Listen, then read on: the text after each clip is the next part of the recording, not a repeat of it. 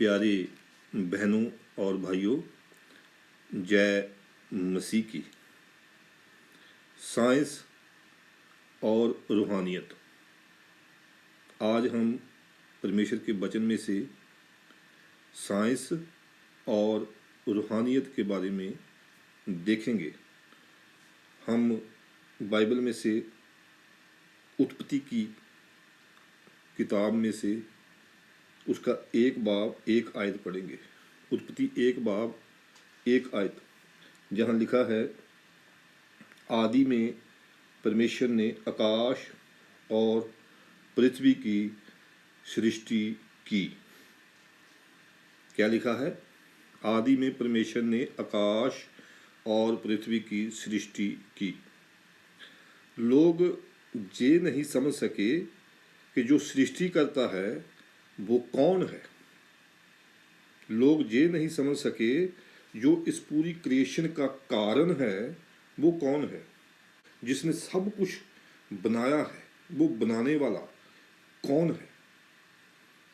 जो भी कुछ बना है उसका कोई स्रोत है, मतलब उसका कोई बनाने वाला है। जैसे कि हम हैं, हम लोग जिंदा हैं। हर एक प्राणी जिसमें जान है, पशु पक्षी और जो कुछ भी जीवित है, इन सब जीवितों का कारण कोई जीवित ही हो सकता है, कोई जिंदा ही हो सकता है। क्या जीवितों का कारण कोई मुर्दा हो सकता है? या कोई ऐसी चीज हो सकती है जिसमें जान ना हो, जो चीज मुर्दा हो? क्या कोई पत्थर, कोई लकड़ी या और ऐसी कुछ है जिंदा चीज का कारण हो सकती है? सोचो। हम परमेश्वर के वचन में से एक हवाला देखेंगे। यिर्मयाह नबी की किताब, उसका 10 बाब, उसकी 10 आयत, जहाँ लिखा है, परंतु यहोवा वास्तव में परमेश्वर है, जीवत परमेश्वर। देखो, जहाँ लिखा है वो जीवत परमेश्वर है और सदा का राजा वही है। देखो प्यारो, परमेश्वर जीवित है और सदीप काल से है। मतलब जब तक अभी कुछ भी नहीं था, सृष्टि का कुछ भी वजूद में नहीं आया था, तब भी परमेश्वर था। परमेश्वर था और वो जीवित है, जिंदा है। साइंस के 3 ऐसे कानून हैं जिन पर पूरी की पूरी साइंस आधारित है और जिन पर पूरी की पूरी रूहानियत आधारित है। अगर आपको विश्वास नहीं है, जहाँ आप विश्वास नहीं कर सकते, जहाँ आप मान नहीं सकते, तो खोज कर लो। खोज किए बिना ना मानना ये तो अंधापन है। बिना खोज किए हुए ना मानना ये तो अंधविश्वास हुआ ना प्यारे। साइंटिफिक माइंड क्या कहता है? वैज्ञानिक मन क्या कहता है? साइंटिफिक माइंड की मांग क्या है? साइंटिफिक माइंड की मांग खोज है। वैज्ञानिक मन की मांग खोज है प्यारो। असल में रूहानियत जो है एक खोज ही है। रूहानियत की गहराई को समझना है तो असल में रूहानियत ही साइंस है प्यारो। अगर साइंस के कानून आपकी समझ में आ गए तो आपकी खोज पक्की मेरे प्यारो। साइंस के जो कानून हैं उनमें से पहला ये है कि जहाँ कोई भी इफेक्ट होगा, कोई भी प्रभाव होगा, वहाँ कारण जरूर होगा। मतलब जहाँ भी कुछ बनता है वहाँ उसका बनाने वाला जरूर है। हम परमेश्वर के वचन बाइबल से देखेंगे इब्रानियों का खत, इब्रानियों की पत्री, 3 अध्याय 4 वचन, इब्रानियों 3 बाब उसकी 4 आयत, जहाँ लिखा है क्योंकि हर एक घर का कोई ना कोई बनाने वाला होता है, पर जिसने सब कुछ बनाया वह परमेश्वर है। देखो प्यारो, मतलब there is can not be A effect without A cause. कारण के बगैर प्रभाव नहीं हो सकता। इस दुनिया में कुछ भी वहां से नहीं आ सकता जहां कुछ नहीं है। ये एक वैज्ञानिक तथ्य है, ये एक साइंटिफिक फैक्ट है मेरे प्यारे, इसे डिनाई नहीं किया जा सकता, इसका इनकार नहीं किया जा सकता। मतलब अगर बर्फ है तो पानी भी होगा, अगर पानी है तो हवा भी होगी, अगर हवा है तो आकाश भी होगा, अगर आकाश है तो आकाश का भी कोई ना कोई स्रोत होगा। प्यारो, जहां से आपकी रूहानी खोज शुरू हो जाती है, जहां से आपकी आत्मिक खोज शुरू हो जाती है। 2 चीजें हैं, एक है सृष्टि, ये चांद सूरज सितारे और सब कुछ, मतलब ये दुनिया, और एक आप हो जो दुनिया को जानते हो। दुनिया और आप 2 हो तो दोनों का कोई कारण होगा, होगा कि नहीं होगा? होगा। जब आपकी खोज खत्म हो जाएगी तब आप समझ जाओगे कि इन दोनों का कारण एक ही है, इन दोनों का कारण एक ही है। प्यारो, जो दिखाई दे रहा है और जो देख रहा है, दोनों का कारण एक ही है, दोनों का स्रोत एक ही है। परमेश्वर के बारे में लोग क्या सोचते हैं? लोग सोचते हैं कि मैं जहां धरती पर हूं और परमेश्वर कहीं दूर है, बहुत दूर है।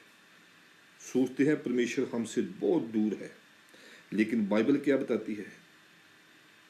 बाइबल जो परमेश्वर का वचन है, बाइबल बताती है कि परमेश्वर आपका स्रोत है, वो आपके दिल में बसता है, इतना आपके नजदीक है। क्यों?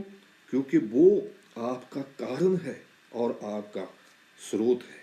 प्यार, हम उत्पत्ति की किताब में से देखेंगे, उत्पत्ति 2 बाब उसकी 7 आयत, जहां लिखा है तब यहोवा परमेश्वर ने आदम को भूमि की मिट्टी से रचा और उसके नथनों में जीवन का श्वास फूंक दिया और आदम जीवित प्राणी बन गया। देखो प्यारो, परमेश्वर आपका कॉज है और आपका स्रोत है। परमेश्वर आपका कारण है और आपका स्रोत है। सो परमेश्वर को एक बिलीव के तौर पर नहीं, एक सोर्स, एक स्रोत के तौर पर देखना शुरू करो। जिस दिन आप परमेश्वर को अपने स्रोत के तौर पर देखने लगोगे, उस दिन से आपके जीवन में एक बड़ी तब्दीली आएगी। फिर आप परमेश्वर को प्यार कर सकोगे। प्यार, अब हम परमेश्वर के वचन में से एक बहुत ही महत्वपूर्ण वचन पढ़ेंगे, बहुत ही महत्वपूर्ण, जो साइंस आज मान रही है, वो बाइबल में हजारों साल पहले लिखा हुआ है। हम बाइबल में से देखेंगे इब्रानियों का खत, उसका 11 बाब उसकी 3 आयत हम पढ़ेंगे, जहां लिखा है विश्वास ही से हम जान जाते हैं कि सारी सृष्टि की रचना परमेश्वर के वचन के द्वारा हुई है। पर देखो प्यारो, यहाँ गौर करने वाली बात है, ध्यान से सुनो। पर यह नहीं कि जो कुछ देखने में आता है वह देखी हुई वस्तुओं से बना हो। यह नहीं प्यारो, आज जो कुछ देखने में आ रहा है ये देखी हुई वस्तुओं में से नहीं बना। जो कुछ हमारी नजरें देख रही हैं ये अनदेखी वस्तुओं से बना है, अनडेथ वस्तुओं से बना है प्यारो। ये साइंस भी मानती है, साइंस इसका इनकार नहीं कर सकती। प्यारो, आपका वजूद जो दिखाई देता है ये उसकी वजह से है जो दिखाई नहीं देता। ये एक सच्चाई है। सो प्यारो, अगर आपको पता चले कि मेरा वजूद उसकी वजह से है, जो मेरा कारण है, जो मेरा स्रोत है, और वो मुझसे दूर नहीं है, वो मेरे दिल के अंदर ही है, तो आपका जीवन तब्दील हो जाएगा, आपका जीवन बदल जाएगा प्यारो। इसके एक लेवल पर तो साइंस भी पहुंच गई है। साइंस इसको एटम्स कहती है। जैसे कि पित्तल का कोई, मिसाल के तौर पर पित्तल का कोई बर्तन है, उस बर्तन का स्रोत क्या है? उसका स्रोत है पित्तल। तो पित्तल का स्रोत क्या है? एटम। साइंस के मुताबिक बर्तन का स्रोत पित्तल है, पित्तल का स्रोत एटम है। अब देखो, वो ही एटम एक बर्तन का स्रोत है और वो ही एटम उस बर्तन को बनाने वाले का स्रोत है, वैज्ञानिक तौर पर भी और रूहानी तौर पर भी प्यारो। अब बताओ उस एटम का स्रोत क्या है? जहां पर आकर साइंस अटक जाती है। जब उन्हें पूछो कि एटम कहां से आए, तो उनका उत्तर है नथिंग से। नथिंग से मतलब जो दिखता नहीं है उसमें से। एटम नथिंग में से बने हैं।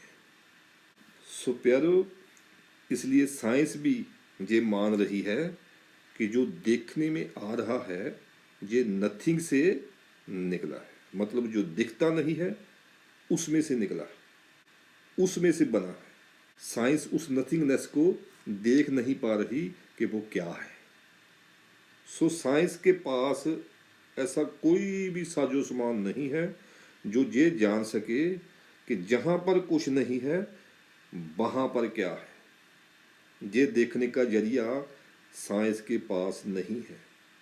जहाँ पर कुछ है वहाँ तक साइंस देख सकती है, सिर्फ वहाँ तक देख सकती है, उसके आगे नहीं। साइंस कहती है कि अगर कुछ है तो वो भी होना चाहिए जहाँ से वो आया है। वो जो होना चाहिए, साइंस ने उसको एक नाम दे दिया है, 0 पॉइंट फील्ड। मतलब एक ऐसी फील्ड है जिसके ऊपर सब कुछ हो रहा है, बिना उस फील्ड के कुछ भी होना इम्पॉसिबल है, नामुमकिन है। ये साइंस कहती है उस फील्ड का होना जरूरी है। तो प्यारो, बाइबल उस फील्ड के बारे में बताती है। बाइबल बताती है, बाइबल में हजारों साल पहले उस फील्ड के बारे में लिखा हुआ है कि वो क्या है। बाइबल उस फील्ड को अणपुज ज्योत कहती है, अगम्य ज्योति कहती है। हम परमेश्वर के वचन में से देखेंगे, पहला तिमोथियस उसका 6 बाब उसकी 16 आयत हम पढ़ेंगे। देखो यहाँ लिखा है, और अमरता केवल उसी की है और वह अगम्य ज्योति में रहता है, और ना उसे किसी मनुष्य ने देखा और ना कभी देख सकता है। इसको हम पंजाबी में भी पढ़ेंगे। ऐसे लिखा है, ਅਮਰਤਾਈ ਇਕੱਲੇ ਉਸੇ ਦੀ ਹੈ ਅਤੇ ਉਹ ਅਣਬੁੱਝ ਜੋਤ ਵਿੱਚ ਵਸਦਾ ਹੈ। ਗੌਰ ਕਰੋ ਪਿਆਰੋ, ਉਹ ਅਣਬੁੱਝ ਜੋਤ ਵਿੱਚ ਵਸਦਾ ਹੈ ਅਤੇ ਮਨੁੱਖਾਂ ਵਿੱਚੋਂ ਕਿਸੇ ਨੇ ਉਸ ਨੂੰ ਨਹੀਂ ਦੇਖਿਆ, ਨਾ ਕਿਸੇ ਤੋਂ ਦੇਖਿਆ ਜਾ ਸਕਦਾ ਹੈ। ਉਸੇ ਦਾ ਆਦਰ ਅਤੇ ਪਰਾਕਰਮ ਸਦਾ ਹੀ ਹੋਵੇ, ਆਮੀਨ। ਉਸ ਅਗਮਿਆ ਜੋਤੀ ਤੱਕ, उस अणपुज जोत तक साइंस नहीं पहुंच सकती, लेकिन साइंस इतना जरूर समझ गई है कि अगर कुछ है या कुछ हो रहा है, उसका कारण कहीं जरूर है, उसका कारण कहीं जरूर है। ये एक बहुत बड़ी सच्चाई है प्यारो। जो कुछ दिखाई दे रहा है उसका कोई स्रोत तो है। ये साइंस पूरी तरह समझ गई है। कुछ तो है, वो जो कुछ है वो क्या है प्यारो? उसे स्टडी करने की ज़रूरत है, उसे खोजने की ज़रूरत है।